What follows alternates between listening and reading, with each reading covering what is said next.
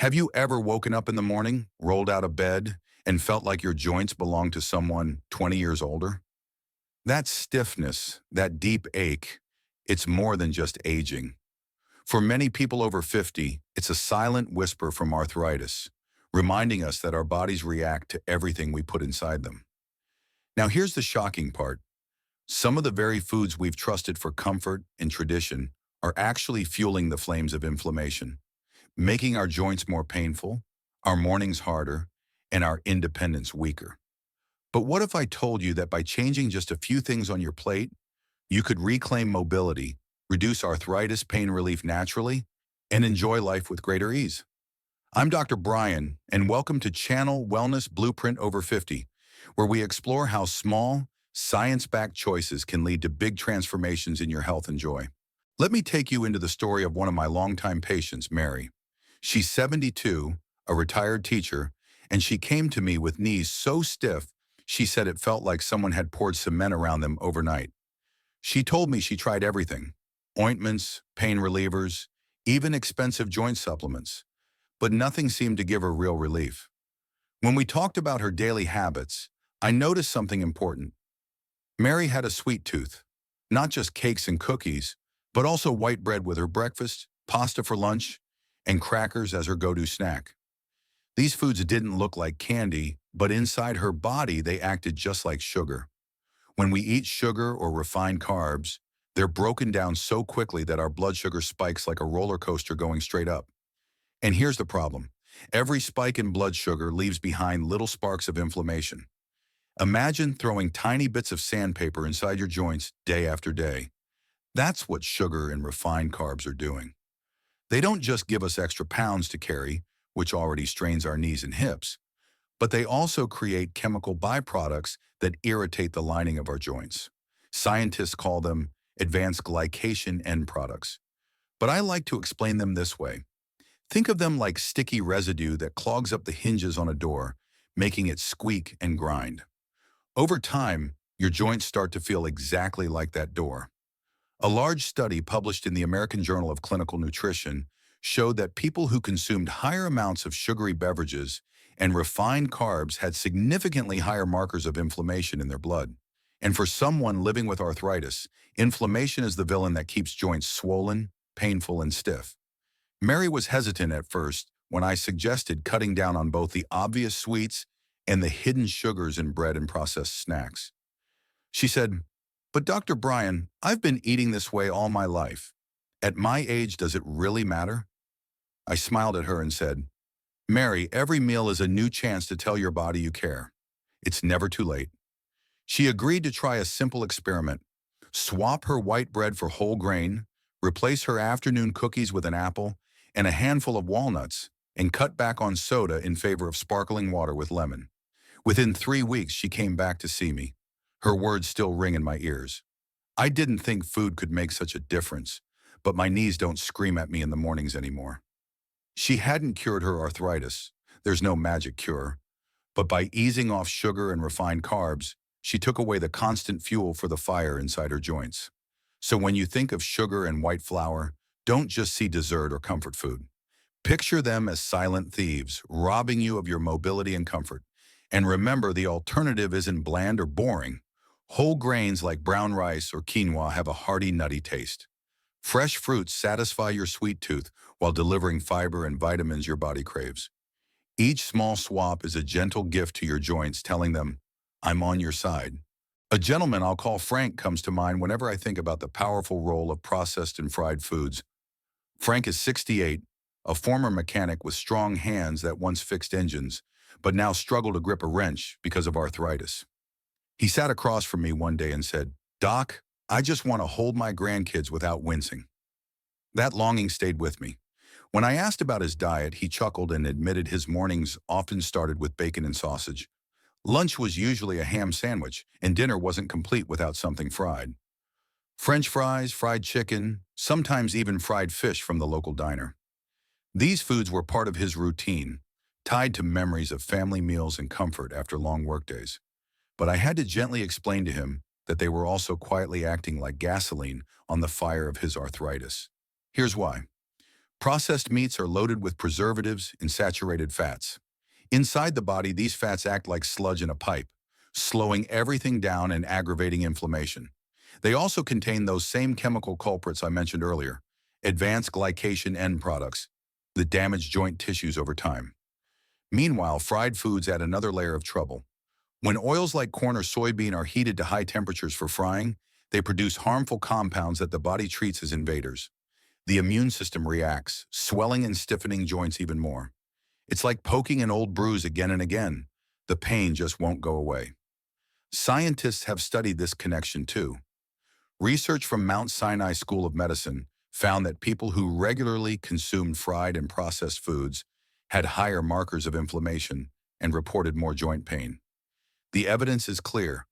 What tastes comforting in the moment can become a long-term enemy of mobility. Frank wasn't ready to let go of everything at once, and that's normal. Change doesn't happen overnight, so I suggested he start small, swap his morning bacon for scrambled eggs with spinach, replace the fried chicken at dinner with grilled salmon, and try roasting potatoes with olive oil instead of deep frying them. I reassured him, this isn't about giving up flavor, Frank. It's about giving yourself the freedom to toss a ball with your grandson without wincing. A month later, he walked into my office with a smile I hadn't seen before. Doc, he said, I grilled chicken last night, and it actually tasted better than the fried stuff. And you know what? I held my granddaughter all through church yesterday, and my hands didn't give out. His pain hadn't vanished, but it had eased enough for him to reclaim a moment that mattered. That's what this is all about. When you think of processed meats and fried foods, I want you to see them for what they truly are. Quick fixes that steal from your future comfort. The crispy crunch or salty bite might satisfy you in the moment, but it leaves your joints paying the bill later. And yet, with every healthier choice, grilled instead of fried, fresh instead of processed, you're not losing tradition, you're gaining strength. You're writing a new chapter where arthritis doesn't dictate what you can and cannot enjoy. One of my most memorable patients was Eleanor, a 65-year-old grandmother who loved her morning glass of milk and her evening glass of wine. She came to me frustrated, saying, Dr. Brian, I feel like I'm doing everything right. I walk every day, I try to eat healthy, but my joints are still stiff and aching. She was tired of missing out on dancing with her husband at weddings or kneeling on the floor to play with her grandkids. When we explored her diet more closely, I realized two everyday habits might be quietly working against her: dairy and alcohol. Now, I want to be clear, not everyone reacts to dairy in the same way. For some, milk, cheese, and yogurt provide valuable calcium and vitamin D, which support bone strength. But for others, especially those with sensitive immune systems, dairy proteins like casein can act like little sparks of irritation inside the joints. It's almost like pouring lemon juice on a paper cut. It doesn't harm everyone, but for some, it stings and keeps the wound from healing. Eleanor had never considered that her favorite glass of milk might be linked to her morning stiffness. Then there was the evening glass of wine. Alcohol in small amounts might seem harmless, even heart-healthy, according to some reports. But for people with arthritis, alcohol carries hidden risks. It can increase inflammation, disrupt sleep, contribute to weight gain, and even interfere with medications used to manage arthritis pain. It's like inviting a guest into your home who not only overstays their welcome, but also rearranges the furniture and leaves a mess behind. You may not notice the trouble right away, but over time, it becomes harder to ignore. Scientific studies back this up. A 2015 review in the journal Arthritis Research and Therapy noted that alcohol use is associated with increased disease activity in people with certain types of arthritis.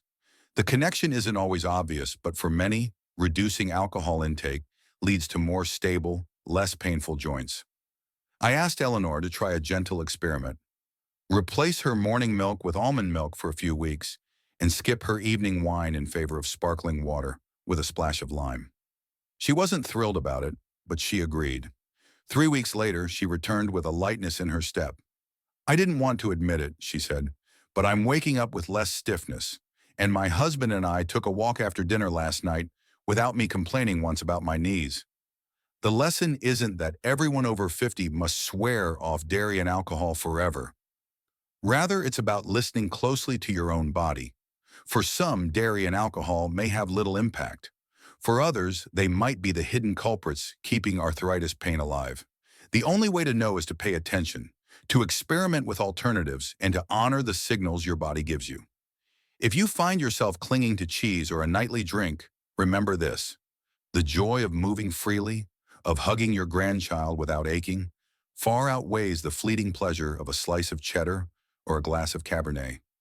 Each choice is a vote for the kind of future you want, and that future can still be vibrant, independent, and full of life. There was a man named Harold, 70 years old, who came to me convinced that arthritis had stolen his retirement dreams. He had always imagined traveling with his wife, exploring parks, fishing, and hiking short trails. Instead, his knees were so inflamed that even climbing into his RV felt like scaling a mountain. He told me, "Doc, I don't even eat sweets or fried food anymore. Why are my joints still betraying me?" When we looked deeper into his meals, the culprit wasn't obvious desserts or bacon strips. It was hidden in the very oils he cooked with and the packaged foods he thought were harmless. Corn oil for frying vegetables, sunflower oil in his favorite crackers, soybean oil in his salad dressing, each one packed with omega-6 fatty acids. Now, omega-6s are not villains on their own. Our bodies need them, just like we need fuel for a car. But imagine filling your gas tank with only one kind of fuel, over and over, until the balance is ruined. That's what happens when omega-6s overwhelm omega-3s, the fats that protect against inflammation. The imbalance tips the scale towards swelling, stiffness, and pain. I explained it to Harold like this: picture two teams in your body, Team Omega-6 and Team Omega-3. When they're balanced, they keep your joints running smoothly, like gears oiled in harmony. But when Team Omega-6 has too many players on the field, the game becomes rough, chaotic, and painful. Unfortunately, in today's world, processed foods and cheap cooking oils flood our diet with omega-6s, while omega-3s, found in fish, flax seeds, and walnuts, barely get invited to the game. Research supports this imbalance. A study in the Journal of Nutrition and Metabolism highlighted that excessive omega-6 intake compared to omega-3 contributes to chronic inflammation, the very thing that fuels arthritis pain. This means that even when we avoid sugar, fried foods, or alcohol, hidden oils can still silently drive joint damage. For Harold, I suggested simple swaps. Instead of corn or soybean oil, he switched to olive oil for cooking. Instead of packaged crackers, he tried raw almonds. Twice a week, he and his wife began enjoying grilled salmon for dinner. These weren't radical changes, but they slowly shifted the balance in his body. 3 months later, he came into my office with a sparkle in his eye. "We took the RV out last weekend," he said proudly. "I climbed in without wincing. It wasn't perfect, but it was progress." That progress gave him hope, and hope is often the greatest medicine of all. The truth is, foods high in omega-6s are sneaky. They don't taste greasy or sugary, and they often hide behind labels like heart-healthy vegetable oil.